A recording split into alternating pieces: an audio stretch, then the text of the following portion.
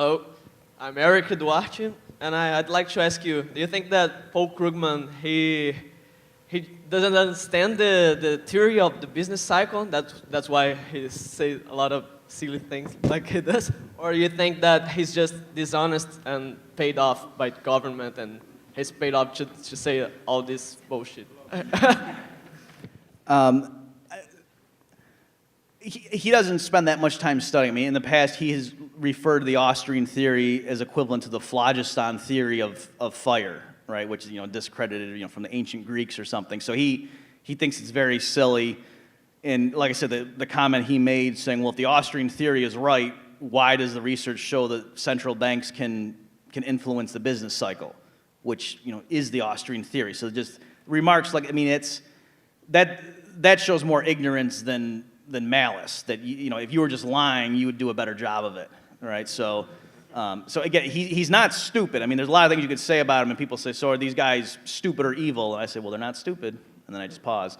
But he is really cocky. I think in his mind he's right, and that's why he can be so arrogant about it, because in his mind he's right, and he's trying to help the little guy, and he thinks that we're paid off by big business. Thank you. There's a question here. How media will give, how repercutir, me fugiu. Well, how media will treat the facts of your debate with Paul Krugman? How could be the results on media of your debate with Paul Krugman? Okay, yeah, so she's, in case, for those of you who don't know, I have a debate with Paul Krugman, and if you go to KrugmanDebate.com, you can see the silly videos I've made. So we've raised $65,000. I have a few more funny ideas. I think we'll bring in more pledges that I've been busy on and make those. If it gets above 100,000, then I think I can get the food bank to do a press release, to say, hey, Dr. Krugman, we could use $100,000. Why don't you? So that's the thing. Also, just on that, again, this is nothing. This is official, but it's conceivable to me that if it ever did happen, it might be because, I got somebody who was willing to, a promoter, to put up the event and sell tickets and so forth, and the DVDs, and then maybe that person could afford to pay Krugman. So it'd be really difficult for him to turn down, the money going to the food bank, and then if someone's going to offer him a bunch of money. So if it were to happen, it would probably be along those lines. But as for right now, we do have some more funny videos in store. We have another question. The joblessness has getting down recently in the United States. Do you think that you have a new moment again? Yeah, again, it's a tough question. As I think Peter was saying, the Austrians are very reluctant to make specific predictions because we don't want to be wrong. But it certainly seems to me like there is an artificial bubble. So in other words, I think the U.S. economy right now is so bad that this is the boom period, even as bad as it looks. That just shows you how far down the baseline was. So yeah, the uptick in the unemployment, so the increase in employment figures, I think is not a long-term trend. For sure, I don't think that we're just going to gradually grow out of this and the unemployment is going to recede and we'll just be back to regular times and that the monetary base is going to shrink and nothing will happen. So I don't know when it's going to hit or what's going to happen, but I do think, for example, that the stock market's going to crash. Like if you look at a chart of the U.S. stock market, I'm not saying the Brazilian, but the U.S. stock market, from your perspective, it goes way up in the late 90s, crashes, then up again, then crashes, and now it's like, about halfway retracing that last one. So to me, it's not going to surprise me if it goes up and then crashes, because when it's been rising, it's been because of the QE1 and QE2. So to me, this so-called recovery looks completely artificial, and I think if they stopped all the stimulus, it would all fall out again. And so it's, the increase in the employment figures, I think, is a temporary thing. Ali tem uma pergunta. The question is about people and media expect that economists make forecasts.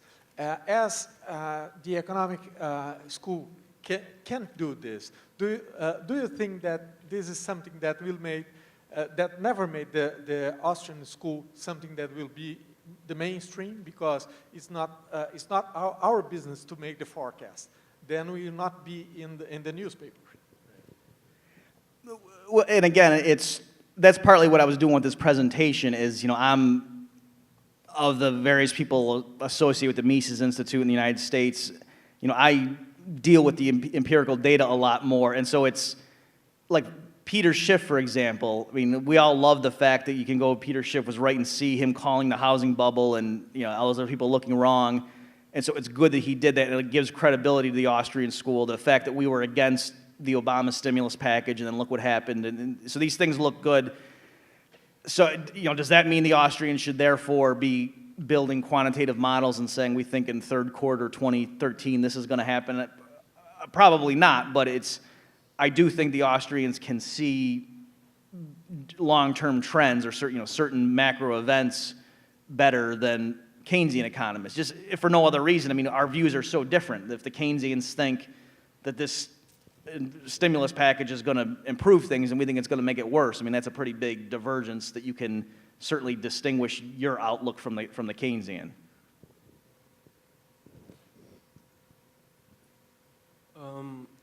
I just want to understand something that you said a little bit better. You said that instead of having after the housing bubble, instead of letting the government have the stimulus, you should let the free market rearrange itself by himself. And how does that work? How does that process work? Well, if the Fed and the federal government hadn't done anything, it would have been really bad for probably 6 months. So housing prices would have come way down. There would have been outright price deflation that, CPI probably would have dropped maybe even 10%. A lot of financial firms would have gone bankrupt, but it would have bottomed out, and then the benefit would have been the people that made the worst mistakes during the boom would no longer have any influence over resources, whereas right now, the same 100 guys that were responsible for the credit problem during the bubble years are still basically in charge of the U.S. financial sector. So that, they didn't learn anything, and it's the same people running the show. So the thing is, real wealth is not destroyed just because of falling asset prices per se. And so it's just a rearrangement of the ownership of the stuff. And so I think it just would have transferred ownership away from the people who made the worst mistakes, whereas now what happened is the people who made the mistakes were bailed out and the losses were spread among everybody.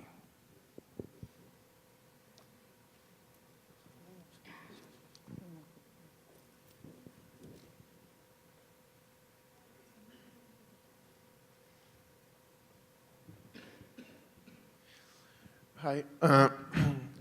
Talking a little bit about the United States crisis that you were talking about, given the fact that we live in a kind of a Keynesian era, and given the fact that the college students are like studying the status quo of the government and everything,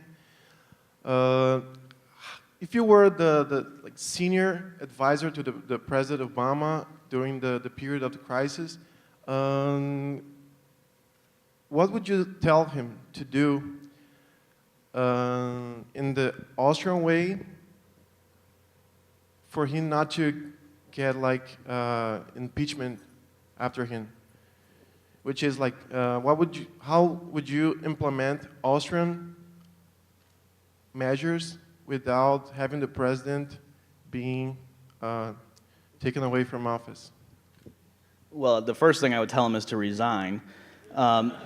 And of course, I'm trying to make a joke, but also in all seriousness, that's, for those of you who don't know Robert Higgs, he had a theory about regime uncertainty, and the business people distrusted Franklin Roosevelt, in the 1930s because Roosevelt's rhetoric was very anti-business, and the true recovery didn't really begin until after Roosevelt was dead and Harry Truman was in there, and so partly it's because World War II was ending, but also just, a lot of the business people really believed that Roosevelt was trying to become a dictator. He was the first American president to serve more than 2 consecutive terms and so on, so it looked like he was trying to be like Stalin and Hitler, but obviously more liberal because he was an American.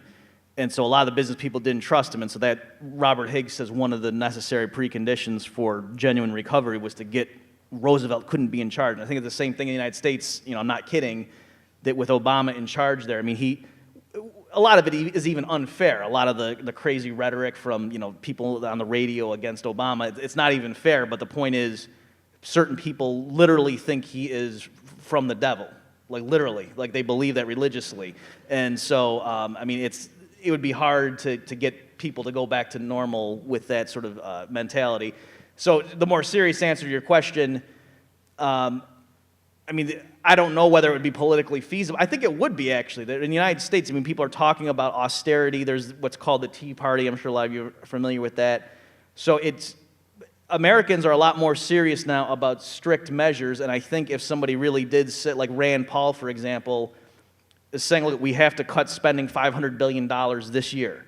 And it's not, that would have been considered insane if he said that a year ago, but now a lot of people are saying, yeah, that sounds good, because it doesn't even eliminate our deficit. So, I mean, just massive budget cuts, and then I would tell the Federal Reserve, link the dollar back to gold and start, like as assets mature, don't keep rolling them over. Don't keep buying more treasuries. Either let the base shrink, or if you want, start stockpiling gold so that, investors believe the peg to gold, that you can back it up.